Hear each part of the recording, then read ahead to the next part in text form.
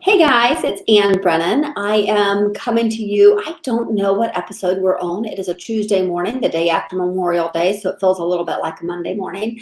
But I'm coming to you today to talk to you about community, and I'm doing this because yesterday we spoke with Dan Willis, and he talked about the importance of community, and I got so excited about the idea because for us, we've built our business off of that. It's really important to us that our clients build a community around their brand. It's important that we build a community around our brand as well. So for us, that's just a no-brainer. But it's not necessarily a no-brainer for everybody. And so we wanted to let you know what we think are great ways to build community. I want you to think about it. I want you to think about building community. I want you to think about what that really means. And I'll tell you this, it starts with relationships. And it doesn't start with relationships. It starts with one relationship. It starts with your first employee. If you help your first employee, you're going to do well. If you build a relationship with your first and your second and your third employee. So we're going to actually talk about that in a minute. But we're going to go further into that idea in just a minute. So I want you to think about the idea that you build relationships. And until you build the first relationship, you can't build more relationships. And until you build many, many relationships, you can't have a community. And we're not talking about Facebook groups. Those are great. I belong to a lot of them. I love them. Networking in Annapolis, Leading Ladies, Smart Women Professionals. Those are all Facebook groups I belong to. You don't have to create a group around your brand. And you can do that. It's a little harder. It takes a lot of time. It actually takes a lot of time to build a community around your brand. But there are ways to get there faster. And it's worth doing the work to build that community. I think, honestly, that people who build a community around their brand, people who built a community around their organization, those are the people who really had no problem through this entire crisis because people felt loyalty to them. They didn't just say, let me get rid of them, you know? The other thing that we have seen is we say to people, and they hate it when we say this, you are forgettable. You are forgettable. You think, man, I did a great job. I went in that person's house. I'm a plumber. I went into that person's house and I did a great job for them. I saved them thousands of dollars. I made the most beautiful job out of what I did for them. And they are never going to forget me. Unfortunately, they are, unless you build a community around your brand. So it is definitely harder for some people than others. It's definitely harder for plumbers, say, than a restaurant. But it's possible. And part of that comes from some of the things we talked about last week. It comes from transparency. It comes from empathy. It comes from responsiveness. Those things all help you build a brand. But I want to go into the 3 tips that I have for you today. And I gave you a little hint earlier. The first one starts with internal marketing. If you have happy employees, you're going to have happy customers. So the way you treat your employees matters. How are you marketing your business to your employees? Are you letting them know, for example, actually we used an example last week of when somebody walks into your liquor store. You own a liquor store. They walk in, they've forgotten their mask. Do you say, nope, out with you? Does your customer say, nope? Not your customer. Does your employee say, nope? Out with you, out the door, you don't have a mask, we can't deal with you, right? Or do they say, hold on, let us come up with a solution, right? And is there that difference that an employee who's been giving these things, who has been taught what your business really stands for, who's been taught to understand what your business means to you, and what your customers mean to you, that if you do that, then they're not going to say no. They're going to say, hold on, let us come up with a solution. So it starts with internal marketing. And I would love, if you'll leave me a comment, let me know, how are you using internal marketing today? Are you actually, can you leave it over to the, leave it below and I'll see it over to my right-hand side here.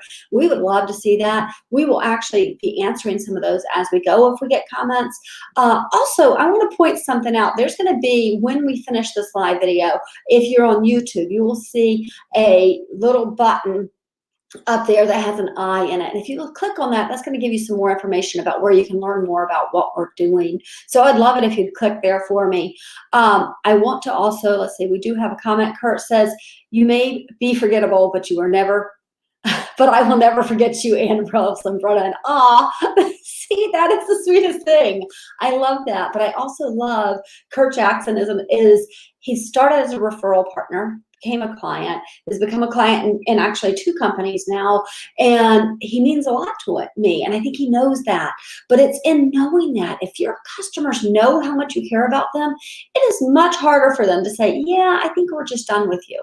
They may say, hey, we're having a hard time right now. But if you've built transparency with them, they'll feel more able to be transparent with you and let you work through a problem for them instead of just saying, we have to cancel your service, right? So that's really important.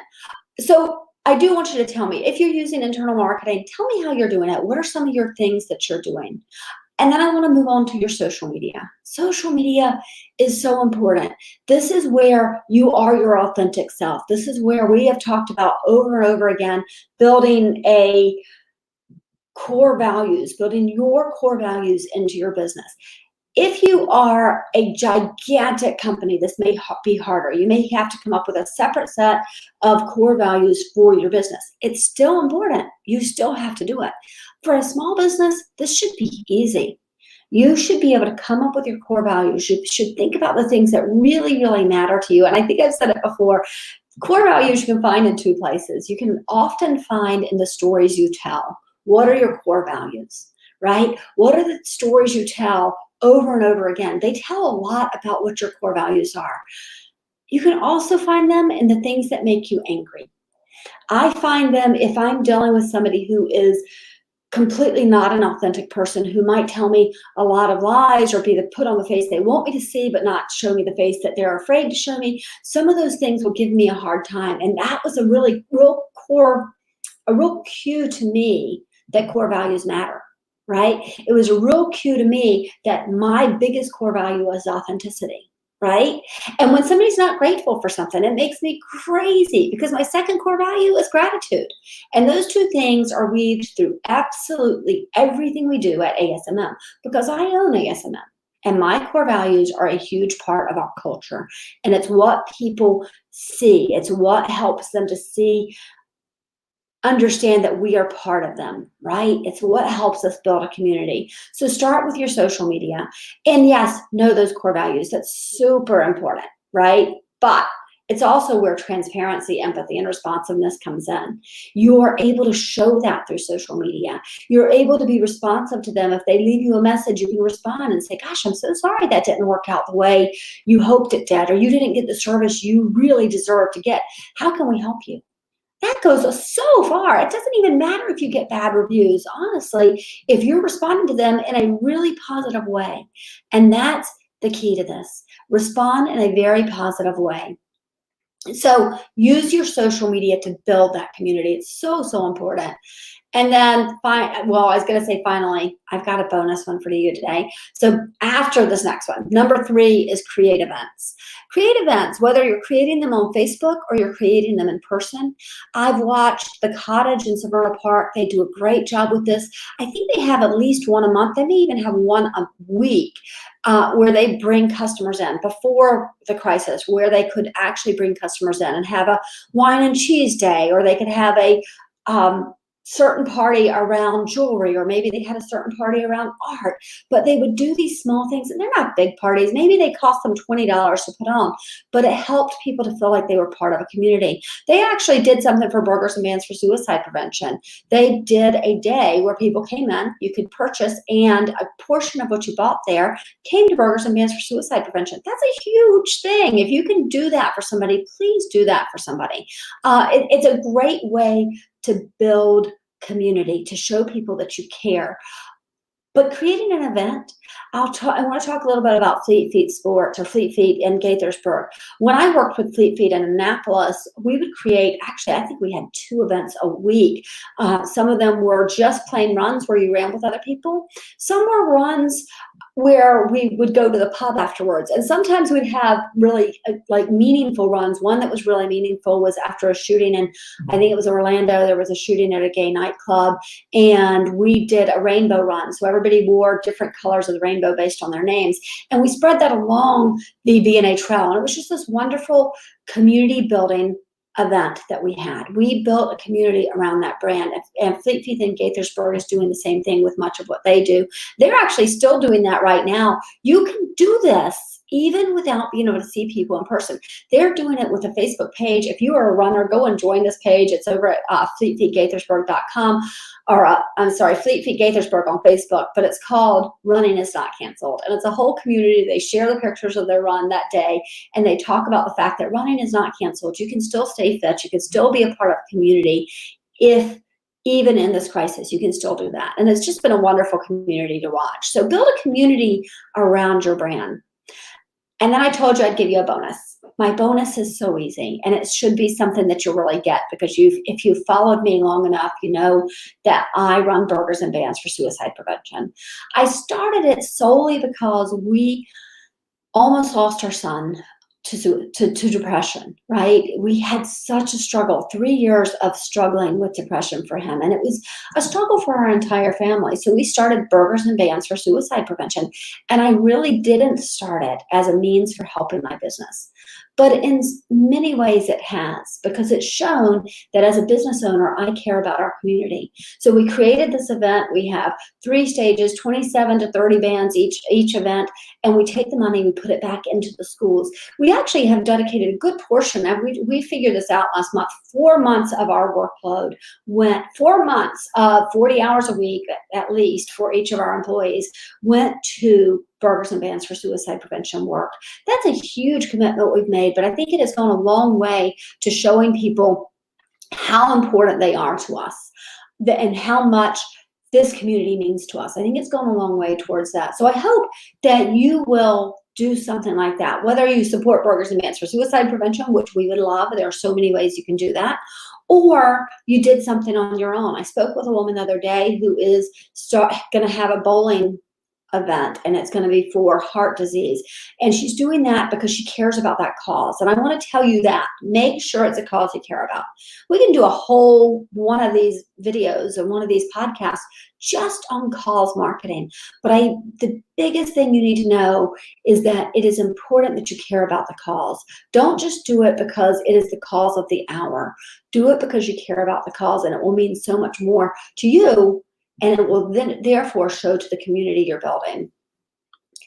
Actually, we have Kurt Jackson over here. Is it worth posting an event in many places, or does that just lead to confusion?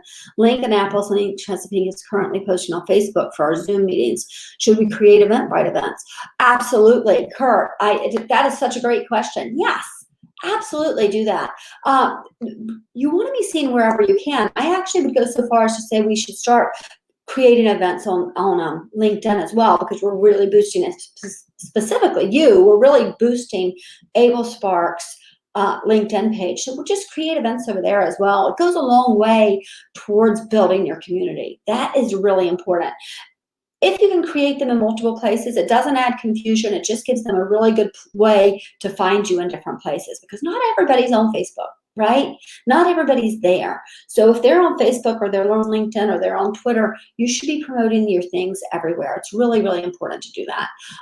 If you guys have questions, I love to answer them. I'm going to do another one of these calls on today is Tuesday. It's so confusing with the holiday.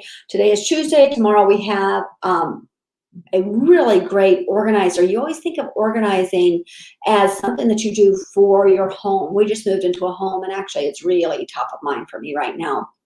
We just moved into a home, and my closets need to be organized, right? So you think of organization as that way. But tomorrow we're going to have somebody on who's going to talk to us about organizing your business, and not necessarily physically, but organizing your processes, organizing your data, organizing all the things that go around your business to build from there. So tomorrow we'll do that.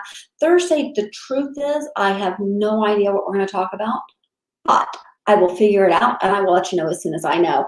If you guys have questions, if you're like, Ann, I really think you should do an entire podcast on, give me that subject. I'd love to do it. And I want to keep doing the ones that are just these 10 or 15 minutes that I do on a every few days basis. I want to keep doing those so that I can give you as much value as I possibly can out of my business, because I think it's important that we give back, and I want to give back. Speaking of giving back, if you want to give back, we have a podcast. You can subscribe to it and I've got such a great hint for you. Subscribe to it on iTunes or Libsyn or wherever you get your podcasts. Subscribe to that, and then, we're all gaining that COVID-19. Right? We're all gaining weight because we're in our homes, and we're just gaining weight because we're not doing anything. So subscribe to the podcast and then take it for a walk with you. That's what I do. I listen to all my podcasts while I'm walking. It gives me a chance to learn and exercise at the same time. So that's my tip for the day. I hope you guys are doing well. We are moving forward. Our YouTube channel really needs some love over there. We've got to, I think, 463 subscribers.